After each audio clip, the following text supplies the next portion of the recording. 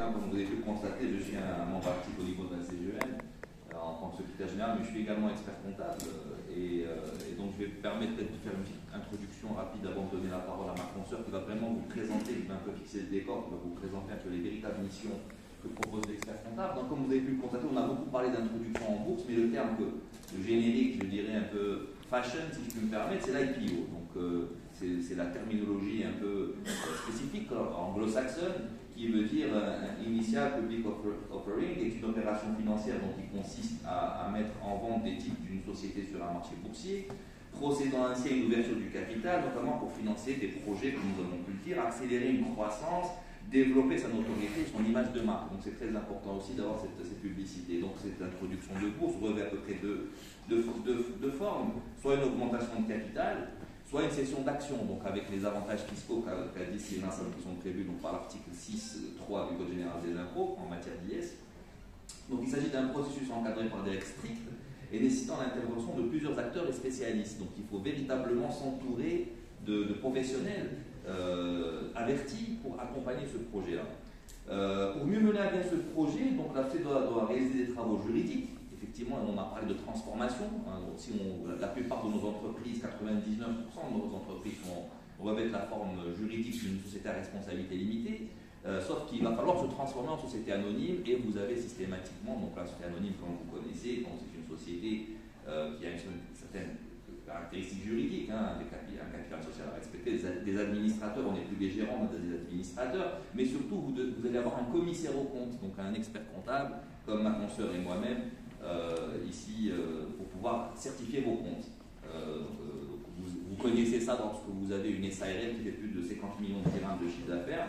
Donc il y a ce volet juridique, donc le volet comptable bien évidemment, parce que c'est très important, la comptabilité retrace l'image, décrit l'image fidèle d'une entreprise, et donc c'est très important de savoir sur quel ratio et sur quelle base nous allons intégrer ce marché. Financier, ça va de soi, hein, l'introduction en bourse, encore une fois, c'est un moyen de financement de l'entreprise et surtout de ses actionnaires, mais qui peuvent réinjecter ces sommes s'ils font une cession d'actions, ils peuvent les réinjecter en compte courant, et si c'est une augmentation de capital, là, directement l'entreprise en profite. Et s'entourer, bien entendu, donc, des meilleurs spécialistes, et tout particulièrement d'experts comptables. Hein, nous sommes vraiment très importants dans ce rôle d'opération. Et d'ailleurs, c'est aussi l'occasion pour nous de faire un peu la promotion de notre savoir-faire et de nos compétences. Donc, un projet d'IPO réussi sera à la fois une expérience passionnante, c'est vrai que c'est un univers assez particulier, un événement marquant de la vie d'une société, lorsque ses dirigeants ont une bonne vision des étapes d'un tel chantier. Parce que véritablement, c'est un processus, comme l'a dit Sénassa, qui est assez contraignant et je peux vous dire que si on est entouré de bons conseillers, c'est un moment très agréable parce que c'est une période de la vie qu'on n'oublie pas. Donc l'apport est essentiel, hein, de conseiller. L'expert comptable intervient donc à chaque étape du projet d'introduction en bourse, propose une approche structurée pour l'entreprise qui s'introduit et en fait et ça c'est assez fondamental, hein, je ne vais pas vous faire toute la lecture.